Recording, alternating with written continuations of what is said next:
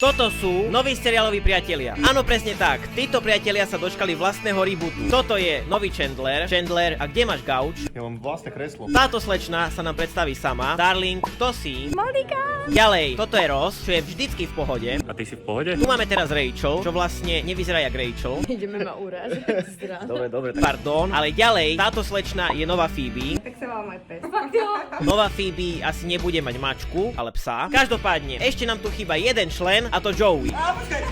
Hej no, a to som ja. No a títo noví priatelia boli na točení z McDonald's. A prečo? To sa dozvieš na konci videa, ale teraz sa poďme pozrieť do backstageu. Najprv každého z nás museli maskéry a kostýmery dať dokopy, aby sme naozaj vyzerali ako priatelia. A s nikým nebol problém, len s Chandlerom. Hodnotili, že som morbidne obezný a že nič mi nebolo dobré. Čo vám poviem? Klasický Chandler. Ale potom každý z nás ukázal svoj 90-kový outfit na kameru, len mi prišlo, že Ross sa trošku hambil. Vôbec, kamoško, preto to žijem. OK, no tak som asi Rossa neodhadol, ale nasledovne sme sa všetci presunuli na hranie, a.k.a. dabovanie. Pretože odteraz je v McDonald's limitovaná edícia postavičiek s priateľov, pri ktorej objednávke menu dostaneš aj jednu z postavičiek. Môžete si ma kúpiť. Tak všetci šup do McDonald's po jedného zo 6 priateľov.